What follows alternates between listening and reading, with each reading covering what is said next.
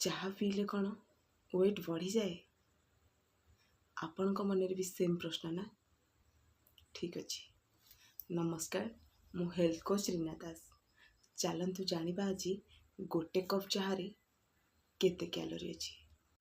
ଗୋଟେ କପ୍ ଚାହାରେ ଥିବା ଚାହା ପତିରେ ଆମର 2 କ୍ୟାଲୋରି ରହୁଛି, ଆଉ ତା ଦେହରେ ମିଶୁଥିବା କ୍ଷୀରରେ ଯେଉଁଥିରେ ଆମର 80 କ୍ୟାଲୋରି ରହୁଛି। ଆଉ ସେମିତି କ'ଣ ଚଳିବ ନା? ଚାହା ପୁଣି ମିଠା ଲାଗିବା ପାଇଁ ଚିନି ଦରକାର ନା, ଆଉ ସେଇ ଚିନିରେ 32 କ୍ୟାଲୋରି ରହୁଛି। ସେମିତିରେ ତ ଚଳିବନି, ଖାଲି ଚାହା ଥୋଡ଼ି ନା ପିଇ ହେବ। ତା ପାଇଁ ତ ବିସ୍କୁଟ୍ ଦରକାର ନା।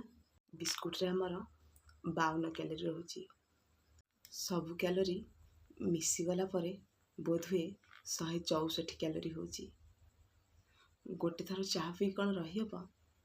2 ଥର ପିଇବାକୁ ପଡ଼ିବ ନା। ଏବେ ଭାବନ୍ତୁ ଆମ ଶରୀରକୁ କେତେ କ୍ୟାଲୋରି ଯାଉଛି। এই ଅଧିକ କ୍ୟାଲୋରି ଆମ ଶରୀରକୁ ଯିବା ଫଳରେ ଆମର ୱେଟ୍ ଗେନ୍ ହେଉଛି। ତେଣୁକରି ଯଦି ଆପଣ ଆପଣଙ୍କ ଲାଇଫ୍ରୁ ଏଇ ଚାହାକୁ ବ୍ୟାନ୍ କରିଦିଅନ୍ତି, ତେବେ କେବଳ ୱେଟ୍ ବଢ଼ିବା ନୁହେଁ, ବହୁତ ଗୁଡ଼ିଏ ସମସ୍ୟାରୁ ମୁକ୍ତି ପାଇପାରିବେ।